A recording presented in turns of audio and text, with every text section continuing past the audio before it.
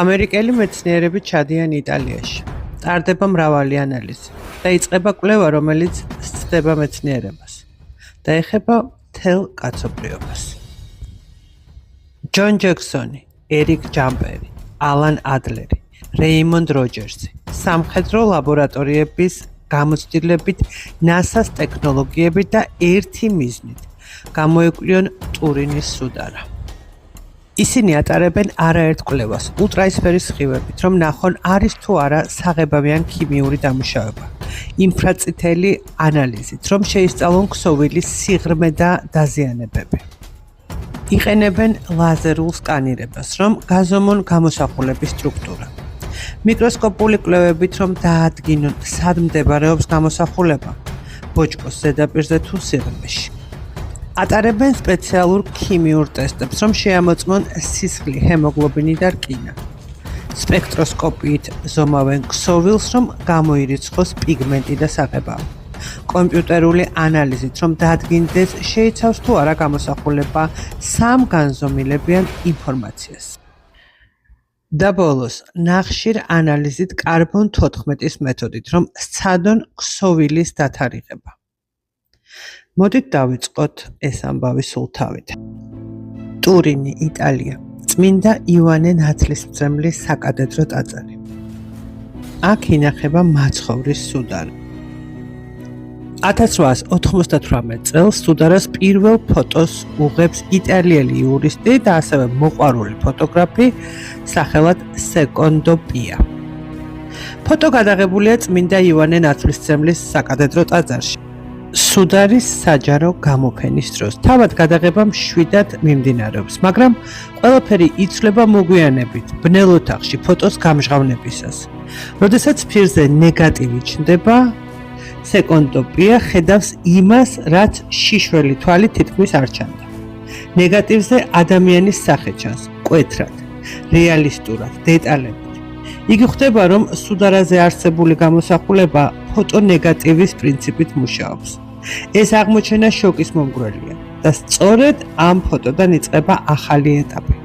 სუდარა რწმენის საგნიდან გადადის მეცნიერების ინტერესის ცენტრში. სეკონდო პიას მიერ გადაღებული ფოტო ძალიან სწრაფად გავრცელდა ევროპაში. გაზეთები, ჟურნალები, სამეცნიერო წრეები ყველა ამ სურათზე საუბრობდა. ზოგისთვის ეს იყო შოკი, ზოგისთვის დამთხევა, ზოგისთვის ფოტოგრაფიული ხრიკი. დაიწყო კამათი. ერთმა ნაწილმა თქვა, რომ ფოტო უბრალოდ ტექნიკური ილუზია იყო. მეორემ, რომ ასეთი ნეგატივი ვერ შეიქმნებოდა შემთხვევით. სუდარა პირველად აღმოჩნდა საზოგადოებრივი და მეცნიერული დებატების ცენტრში. და ამ კამათმა ერთი რამ ნათლად აჩვენა. ამ გამოსახულებას მარტივი ახსნა არ ჰქონდა. თუ ევროპაში კამათი დაიწყო, მორწმუნე ქრისტიანებს სხვა განცდა დაეუფლათ. ბევრისთვის ეს ფოტო სიხარულის და იმედის წყარო გახდა. ტაძარში დაიწყო მომლოცველთა უწყვეტი ნაკადი. ადამიანები მოდიოდნენ სხვადასხვა ქვეყნებიდან, რომ საკუთარი თვალით ეხილათ სუდარა. ზოგი ლოცულობდა, ზოგი კი ჩუმად იდგა. ზოგი უბრალოდ უყურებდა. სუდარა მათთვის აღარ იყო მხოლოდ ისტორიული ქსოველი. ის გახდა რწმენის ნიშნად აღქმული და სწორედ ამ ორ რეაქციას შორის, მეცნიერულ კამათსა და სულიერ განცდას შორის გაგრძელდა სუდარას ისტორია. წლები გადიოდა, კამათი კი არ წყდებოდა. ტექნოლოგია წინ მიდიოდა და ჩნდებოდა საჭიროება პირველი ფოტოს გადამოწმების. 1931 წელს ტურინში, იტალიაში, სუდარას მეორე ოფიციალურ ფოტოს იღებს იტალიელი პროფესიონალი ფოტოგრაფი. მისი სახელია ჯუზეპე ენრიე. ამჯერად გამოიყენება უფრო ზუსტი კამერები, უკეთესი განათება და კონტროლირებადი პირობები. ფოტოს გამჟღავნებისას შედეგი ნათელია. ნეგატივზე კვლავ ჩნდება მკვეთრი, დეტალური ადამიანის სახე. იგივე ეფექტი, იგივე სიზუსტე. ეს უკვე აღარ არის ერთი ადამიანის შეცდომა ან ფოტოგრაფიული ხრიკი.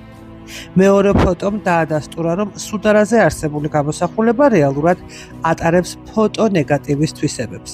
და სწორედ ამ მომენტიდან სუდარას კვლევა ახალ ეტაპზე გადადის. კითხვები აღარ ეხება ფოტოგრაფიას, კითხვები ეხება ფიზიკას, ქიმიას და თავად გამოსახულების წარმოშობას. ფოტოგრაფიული აღმოჩენების შემდეგ სუდარა უკვე აღარ არის მხოლოდ ისტორიული ინტერესი. საქმეში ერთვებიან ამერიკელი მეცნიერები. 1978 წელს ამერიკის შეერთებული შტატებიდან იტალიაში მიემგზავრება მთელი სამეცნიერო ჯგუფი. ფიზიკოსები, ქიმიკოსები, ინჟინრები, სპექტროსკოპისა და გამოსახულებების ანალიზის სპეციალისტები. ეს ჯგუფი ცნობილია სახელით STERN. მათ შორის არიან ამერიკის სამხედრო აკადემიის მეცნიერები, ეროვნული ლაბორატორიების სპეციალისტები და მაღალი ტექნოლოგიების მკვლევარები. ძალიან სერიოზული ჯგუფია, ამის თქმა მინდა და მოდით კიდევ უფრო ახლოს გავიცნოთ ვინ არიან ესენი. ესე იგი, ეს აღარ არის ერთი ექსპერიმენტი, ან ერთი თეორია, იწყება უმაღლესი დონის მრავალდარგობრივი კვლევა, რომელშიც გამოიყენება იმ დროისთვის ყველაზე თანამედროვე ტექნოლოგიები, ლაზერები, ულტრაისფერი და ინფრაწითელი სხივები, ქიმიური და სპექტრული ანალიზები, კომპიუტერული მონაცემთა დამუშავება. მოკლედ, ძალიან სერიოზულად იწყება შესწავლა პირველად ისტორიაში სუდარას სწავლობენ როგორც სამეცნიერო მტკიცებულებას და სწორედ აქ დგება მთავარი მომენტი. ამერიკელი მეცნიერები აკეთებენ განცხადებას, რომელიც მსოფლიო კამათის ცენტრში აღმოჩნდება. როგორ გამოიყურებოდა ეს ქსოვილი, ეგრეთ წოდებული სუდარა, ეს არის სელის ქსოვილი, რომელსაც ძველ იუდეურ ტრადიციაში დაკრძალვის დროს იყენებდნენ.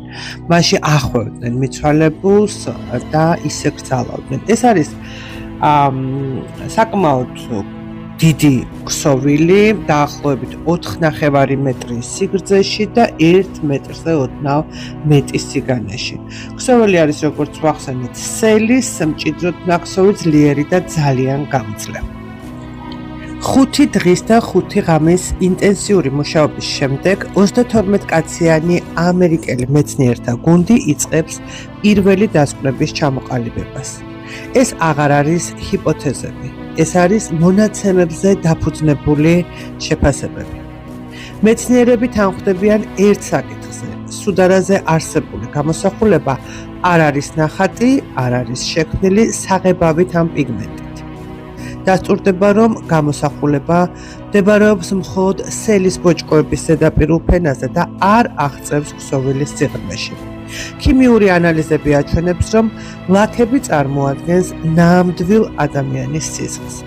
კომპიუტერული დამუშავება ცხადყოფს, რომ გამოსახულება შეიცავს სამგანზომილებიან ინფორმაციას, რაც ჩვეულებრივი გამოსახულებისთვის არ არის დამახასიათებელი და საბოლოოდ 32 კაციანი მეცნიერთა გუნდის საერთო დასკვნა ასეთია. გამოსახულების შექმნის მექანიზმი ამჟამად უცნობია. მეცნიერებისთვის სუდარა არ იძლევა მარტივ პასუხებს, მაგრამ ის აჩენს კითხვებს, რომლებიც მეცნიერების ფარგლებს ცდება. როდესაც მსგავსი ტიპის კვლევა ტარდება და სპეციალისტებს სურთ დაადგინონ, როდის ან სად მოხდა გარკვეული მოვლენა, ან თუნდაც რომელ კონტინენტზე, მეცნიერები ყოველთვის ერთსა და იმავე გზას მიჰყვებიან. ისინი იკვლევენ მიკრონაწილაკებს. ეს შეიძლება იყოს მტვერი, პოლენი, მცენარეთა მიკროსკოპიული კვალი, ნაწილაკები, რომლების თვალით არასოდეს არ ჩანს, მაგრამ ინფორმაციას ინახავს. სწორედ ეს მიკრონაწილაკები გვიყვება გარემოს შესახებ, კლიმატის, ბუნების, გეოგრაფიული სივრცის. ამიტომ, რა თქმა უნდა, მცენარეების კვლევა სუდარაზე განსაკუთრებით საინტერესო და ლოგიკურიც იყო. მცენარეთა პოლენი კი ერთ-ერთი ყველაზე ზუსტი ბუნებრივი მარკერია, რომელიც მიუთითებს რეგიონსა და გარემოზე და საუკუნეების შემდეგაც კი ინარჩუნებს საკუთარ იდენტობას.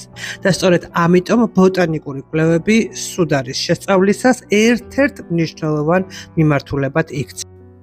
ამერიკელი მკვლევარი ალან იუნგერი საუბრობდა იმაზე, რომ სუდარაზე აღმოჩენილი მცენარეული პოლენი და თავის არეში არსებული ნაიარევები ერთმანეთს ემთხვევა და შეესაბამება ეკლიანი გვირგვინის აღწერას სახარებაში. ეს მცენარე გუნდელია ტონეფორტია, იგივე ლევანტის ეკალი, რომელიც იზრდება იუდეის, ლევანტისა და ახლო აღმოსავლეთის კლდოვან ფერდობებზე. ევროპაში ეს მცენარე ბუნებრივად გავრცელებული არ არის.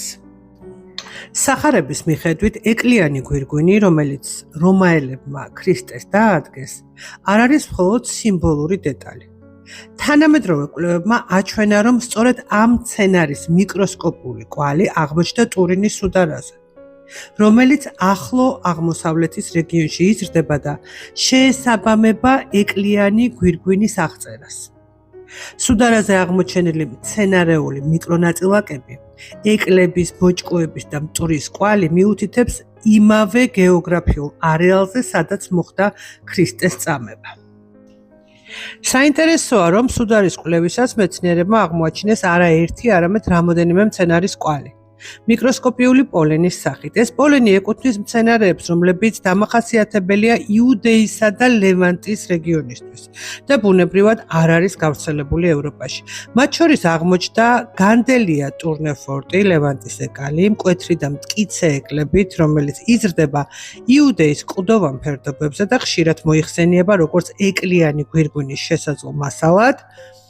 ზიკოპილიუმ დომუსუმ უდაბნოს მცენარე, დამახასიათებელი მკვდარი ზღვის მიდამოებისთვის და მშრალი ნახევრად უდაბნო კლიმატისთვის, ასევე ციტრუს კრეტიკუს, აღმოსავლეთ ხმელთაშუაზღვისპირეთში გავრცელებული მცენარე, რომლის პოლენიც ხშირად გვხვდება ლევანტის რეგიონში. კაპარის ეგიპტია, კლდოვან ფერდობებზე, მზარდი მცენარე, გავრცელებულია ისრაელსა და იორდანიაში. ასევე პისტასია პალესტინა, ლევანტის ფლორის წარმომადგენელი, რომლის პოლენი გამოიყენება გეოგრაფიული იდენტიფიკაციისთვის. მცენარეები ხაზგასმით აღნიშნავენ, რომ ეს მცენარეები არ არის ტიპიური ევროპისთვის, მაგრამ შეესაბამება ახლო აღმოსავლეთის ბუნებრივ გარემოს. ამგვარად, სუდარაზე აღმოჩენილი მცენარეული კვალი ემთხვევა იმ გეოგრაფიულ სივრცეს, რომელსაც სახარება აღწერს. შემდეგი დასკვნა ძალიან მძიმე მოსასმენი იქნება, რადგან როცა მე მუშაობდი ამ მასალებზე, ჩემთვის წასაკითხა ძალიან რთული იყო. სუდარაზე მკაფიოდ იკითხება ტრავმების ანატომიური სურათი, თავის არეში მრავლობითი ფუნქციური ჭრილობები, რაც შეესაბამება ეკლიან გვირგვინს. ზურგზე და მხრებზე მრავალი ხაზოვანი დაზიანება, რომელთა ფორმა და განლაგება შეესაბამება რომაული შოლტის ფლაგრუმის დარტყმებს. საინტერესოა, რომ დარტყმები არ არის შემთხვევითი. ისინი ანატომიურად სწორადაა განლაგებული, რაც მიუთითებს პროფესიონალურ მიზანმიმართულ ძალადობაზე. მაჯებისა და ტერფების არეში ჩანს ღრმა ტრავმების კვალი, რომლებიც შეესაბამება ჯვარცმის დროს გამოყენებულ ლურსმნებს. გვერდის არეში ერთი მკვეთრი ჭრილობა, რომლიდანაც გამოიყოფა სისხლისა და სითხის ნაკადი, რაც შეესაბამება מחვილის ან შუბის ჭრილობას. სხეულის პოზიცია, სისხლის დინების მიმართულება და ტრავმების თანხვედრა ქმნის ერთ მთლიან სურათს. ეს სურათი არ არის სიმბოლური. ის არის ფიზიკური და სწორედ ამ ეტაპზე მეცნიერები აღნიშნავენ მთავარს. სუდარა არ გვიჩვენებს მხოლოდ ქსოვილს, ის გვიჩვენებს ადამიანის სხეულზე დატანილ რეალურ ტანჯვას, დაზიანებებს და გარემოს კვალს, რომელშიც ეს ყველაფერი მოხდა. სუდარის კვლევისას მეცნიერებმა განსაკუთრებული ყურადღება მიაქციეს ზურგის არეს. აქ ჩანს არა მხოლოდ შოლტის კვალი, არამედ გაფართოებული, დამძიმებული დაზიანებები, რომლებიც მიუთითებს ხანგრძლივ ზეწოლაზე და დატვირთვაზე. ზურგის შუა ნაწილში ტრავმები უფრო ღრმაა, ზოგ ადგილას გადაფარულია ერთმანეთზე, რაც მიუთითებს, რომ სხეულს რაღაც მძიმე ედო. ამერიკელი მკვლევარების შეფასებით ეს სურათი შეესაბამება ხის ჯვრის ან ჯვრის ნაწილის ტარებას. ესე იგი, ეს დაწოლა და სიმძიმე აძლიერებდა უკვე არსებული ჭრილობების სისხლდენას, პირდაპირ ასე წერია, იწვევდა დამატებით სისხლდენას და აძლევდა ზურგს არათანაბარ დატვირთვას. სუდარა ამ შემთხვევაში გვიჩვენებს არა მხოლოდ წამების შედეგს, არამედ ამ გზაზე გატარებულ ტანჯვას, რომელიც მაცხოვარმა გაიარა. ამერიკელი მეცნიერები სუდარის ანალიზისას გარდაცვალების მიზეზზე ერთ კონკრეტულ ვერსიაზე არ ჩერდებიან. მათი დასკვნა უფრო კომპლექსურია. მკვლევარები აცხადებენ, რომ სიკვდილი დადგა რამოდენიმე მძიმე ფაქტორის ერთობლიობით. პირველი, ჰიპოვოლემიური შოკი. ეს არის მდგომარეობა, როდესაც ორგანიზმი კარგავს დიდი რაოდენობით სისხლს.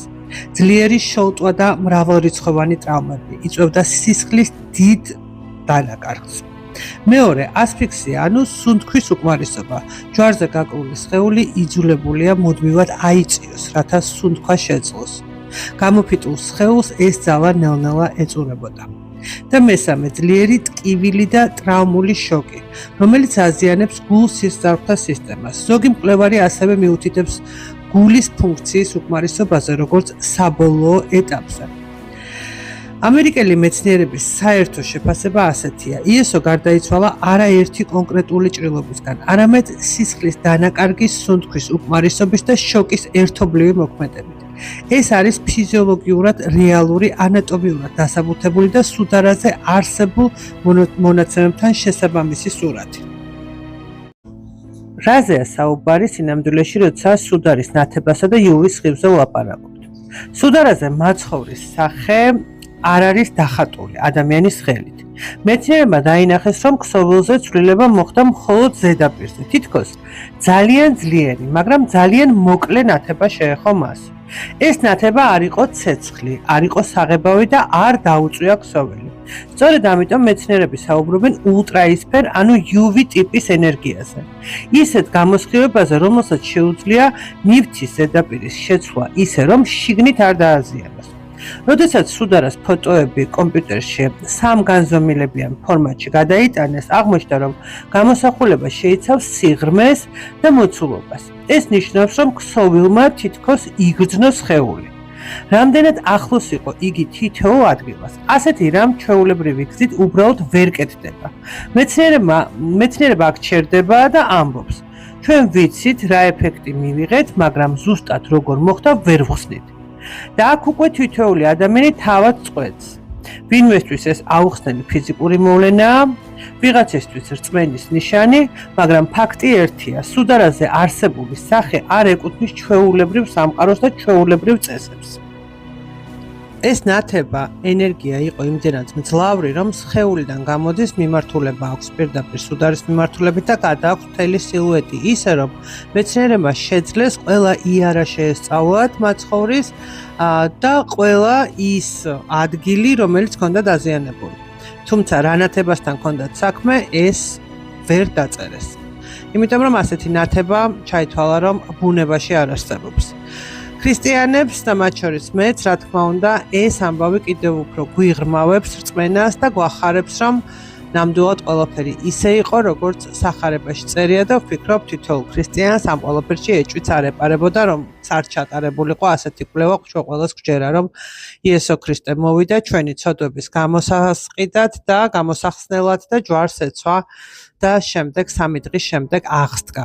რაც შეეხება ამ გადაცემას, როდესაც ვამზადებდი, დაემთხვა შობის დღესასწაული, დღეს 25 დეკემბერია, ბრწყინვალე შობა და მინდა რომ ყველას მოგილოცოთ სრულიად საქართველოს, იყავით გახარებულები, გქონდეთ ღმერთის წყალობა და ვფიქრობ ძალიან საინტერესო გადაცემა გამოვიდა და შემთხვევით ასეც დაემთხვა, რომ შობა დღეს ბოლო წუთებს ვამონტაჟებ.